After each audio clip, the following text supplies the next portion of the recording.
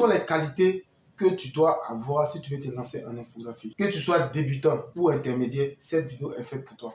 Reste jusqu'à la fin de cette vidéo. Je vais partager avec toi ici 4 qualités qu'il faut avoir parmi tant d'autres.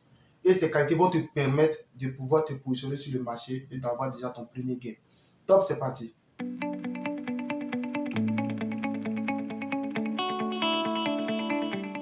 Salut à toi, mon nom c'est Diarra, communicateur graphique et digital. Bienvenue sur ma chaîne Eventplace Afrique. Ici, on parle de comment profiter pleinement du métier de l'infographie, de se démarquer de la concurrence et surtout savoir se vendre. Si cette thématique te plaît, je te demande 2 choses. La première, abonne-toi et la seconde, active la cloche de notification pour ne rater aucune de mes vidéos. Car on ne fait pas de l'infographie pour faire de l'infographie, mais on fait de l'infographie pour se faire de l'argent. Bien avant de rentrer dans le vif du sujet, il faut d'abord définir c'est quoi une qualité. En fait, une qualité, ce sont des valeurs que tu incarnes, ce sont en fait des aptitudes que tu as, ce sont des caractéristiques qui te définissent, que tu dois te définir. Ces caractéristiques vont te permettre de pouvoir aller un peu plus loin dans ce métier-là. La première qualité qu'il faut avoir une écoute attentive. Lorsque je parle d'une écoute attentive, c'est-à-dire qu'il faut écouter assez. Un infographiste, sa première fonction, c'est d'abord écouter. Il écoute toujours ce que dit le client ou ce que dit le prospect. Quand il écoute, à force d'écouter le client, à force d'écouter en fait le prospect, ça va te permettre de comprendre un certain nombre de choses. Et il ne suffit pas seulement d'écouter, il faut lui poser des questions ouvertes. Pose-lui des questions qui vont te permettre de pouvoir comprendre ce qu'il veut réellement. Pose-lui des questions qui vont te permettre de pouvoir évoluer dans ton travail.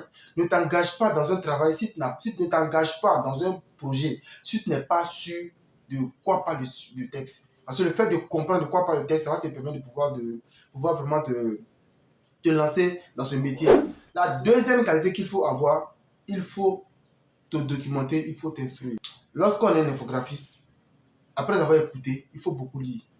Il faut regarder des formations qui parlent de l'infographie. Parce que le champ de l'infographie est très vaste. Il faut regarder des documentaires, il faut regarder des vidéos, lire des documents, des articles qui vont te permettre de te documenter. Il faut arriver à pouvoir identifier les fautes en orthographe, les fautes en grammaire, les fautes en vocabulaire, etc., en conjugaison. Tous ces éléments-là vont te permettre de pouvoir comprendre en fait un certain nombre de choses. Pourquoi? Parce qu'il y a des clients qui vont venir avec des projets. Non seulement il y a plein de fautes dedans, il faut d'abord identifier ces fautes, les corriger. Et en plus, il faut souvent arriver à comprendre l'esprit du client. Parce que si tu n'es pas instruit, tu ne peux pas savoir c'est quoi qui est caché réellement dans sa tête, c'est quoi qui est caché réellement dans son esprit. Donc le fait de poser des questions, le fait de t'instruire, de lire beaucoup des documents, etc., ça va te permettre de pouvoir vraiment comprendre l'infographie dans toute sa dimension et vraiment te faire évoluer dans ce domaine. La troisième qualité qu'il faut avoir, il faut se mettre à jour de ses connaissances.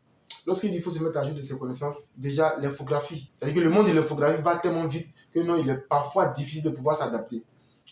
Donc, si tu es un infographiste, la première chose que tu dois faire, il faut chercher de nouveaux outils, il faut chercher de nouvelles connaissances en infographie. Il faut chercher à comprendre quelles sont les nouvelles tendances. Il ne faut pas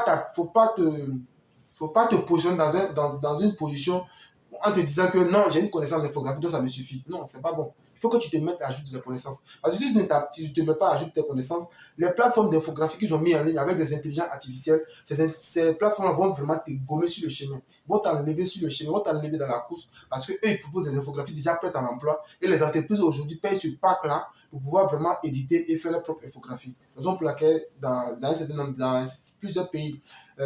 plusieurs pays africains, le prix de la conception a chuté de manière drastique. Donc c'est pour ça que je dis qu'il faut beaucoup te mettre à jour de ces connaissances-là pour que tu ne sois pas en arrière, tu ne sois pas en background, tu sois vraiment sur le chemin de la réussite dans ce milieu-là. La quatrième qualité, il faut avoir au moins une connaissance dans 4 domaines en infographie. Il y en a plusieurs, mais les 4 vont déjà te permettre de te frotter un peu avec la masse. La première connaissance qu'il faut avoir, il faut au moins maîtriser au moins un logiciel d'édition de photos, même d'édition d'images. Je vois souvent certains disent dans les différents groupes, non, il faut que j'apprenne seulement que Photoshop, moi je suis une infographie. Non. Si tu te bases seulement sur Photoshop, tu seras limité devant. Il faut maîtriser un logiciel d'édition de photos. Ça va te permettre de pouvoir travailler sur tes photos. Ça va te permettre de pouvoir travailler sur tes images. Le plus connu ici, c'est Photoshop. Tu peux travailler avec Photoshop. Je ne sais pas s'il y a d'autres logiciels, mais Photoshop fera ton affaire parce que c'est un logiciel qui est professionnel, qui est utilisé depuis longtemps. Et puis voilà, ça va te permettre de pouvoir évoluer. La deuxième connaissance qu'il faut avoir déjà en infographie, il faut maîtriser au moins un logiciel de dessin. Le logiciel de dessin va te permettre de pouvoir dessiner des formes, va te permettre de pouvoir dessiner des logos, va te permettre de pouvoir faire tes propres plans à travers des dessins. Et ces logiciels-là, il y en a plusieurs, mais les plus connus sur le marché, c'est Illustrator du pack d'Adobe ou bien Corel Draw qui va te permettre de pouvoir dessiner tes différents formats.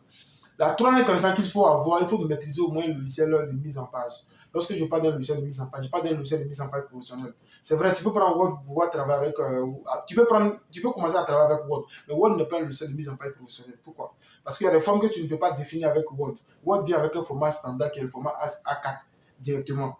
Alors que si on te donne un magazine, un format A3, un format A2, un format A2 ou un format A3, peut-être comme ça, un format personnalisé, ça serait difficile de pouvoir travailler avec Word parce qu'ils ont déjà donné les canevas, leur template dans lequel tu dois travailler et tu ne peux pas sortir. Donc, il faut apprendre au moins le logiciel professionnel tel que InDesign qui est le plus connu ou bien Express qui est utilisé en termes d'imprimerie dans les grandes bonnes imprimeries. Au pire des cas, prends Corel, tu vas faire tes mises en page avec ça. Ça va te permettre de pouvoir te positionner sur le marché. La quatrième connaissance qu'il faut avoir, il faut maîtriser au moins un logiciel de montage vidéo.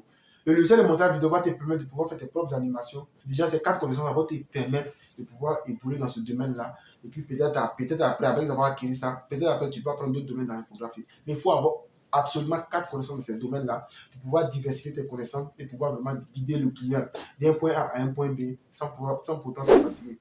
Quelles sont les aptitudes qui te définissent? Mets-le en commentaire, je serai ravi de pouvoir y répondre. N'oublie pas aussi de partager cette vidéo à ceux qui veulent apprendre de l'infographie. Et j'ai aussi mis dans le lien de la description mon groupe Telegram, mon nouveau groupe Telegram où je te donne des conseils, des astuces en infographie qui vont te permettre de pouvoir comprendre tous les concepts qui tournent autour de l'infographie. Je suis parti d'un autodidacte. Si j'ai pu le faire, c'est que toi aussi tu peux le faire.